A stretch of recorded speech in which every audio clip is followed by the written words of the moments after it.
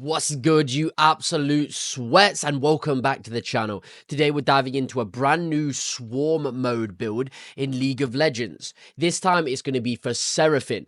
This setup will help you maximize Seraphine's damage output and unlock her true solo or group potential in this exciting new game mode. So let's get started. So let's talk about Seraphine's abilities, what they are, what they do. So first we have stage presence.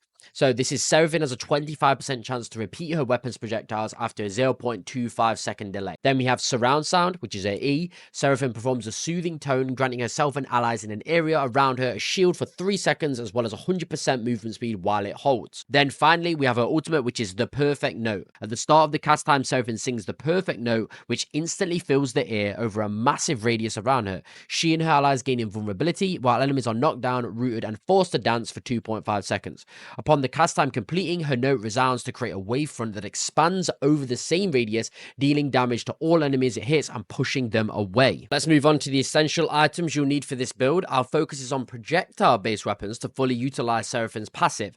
Before we go into it, I want to throw in a tip that not many people know about at the moment. When you're trying to evolve something, they can only be evolved through picking up a boss card or mini boss card. So what you need to do is you need to level something to 5 and then pick up a boss card. So that means if you kill bosses, save the cards, don't initially pick them up, and only upgrade through XP at the start. Then when you get to around 13-40 minutes or something is at level 5, go and pick up a boss card that has been left on the map, and you will automatically get the evolved version of that item. So we're talking item. We're going to take Evolved Bladerang. This offers a mix of damage and utility, crucial for Seraphine's kit. Its ability to hit multiple enemies fits perfectly with the swarm mechanics. We're then going to take Evolved UwU Blaster.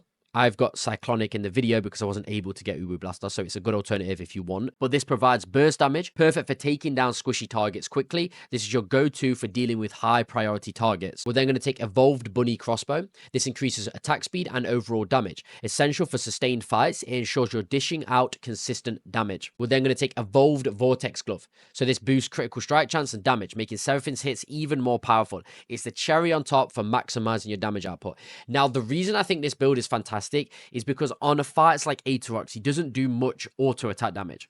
So if you can position yourself directly underneath him, just move him around slightly, you know, inside him, you're just going to be blasting out your main abilities all at once, and it absolutely obliterates his health. I'll show you a quick scene from where I mean right at the end of this fight. Next up, we're going to talk passive stat upgrades that you should prioritize to maximize Seraphine's effectiveness in swarm mode. So number 1 is projectile count. So more projectiles means more damage output. This is your top priority to leverage Seraphine's passive effectively. Then we're going to go ability haste. So reduces cooldowns, allowing Seraphine to spam her abilities more frequently. This keeps your damage output high and consistent.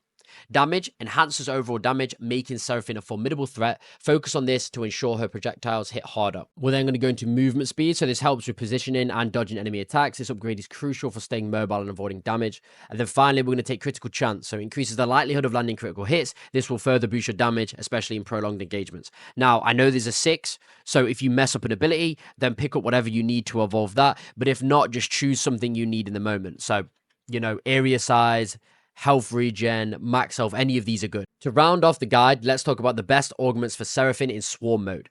These augments significantly boost her capabilities and ensure you're getting the most out of her. So first up, I'm going to say Bullet-Mania. This might reduce damage dealt by 20%, but it grants additional projectile every 6 level ups. This augment maximizes Seraphine's passive by increasing projectile count, making it a must-have. Now, this is only really good if you get it early on. Next one is critical expansion. So increases area size for 5 seconds after a critical strike. This is great for clearing large waves of enemies, making projectiles even more effective. Next, Glass Cannon. So this increases your damage by 40%, but reduces your total health by 40%. This is a high risk, high reward augment, but it greatly boosts your damage output. So it's perfect for damage builds.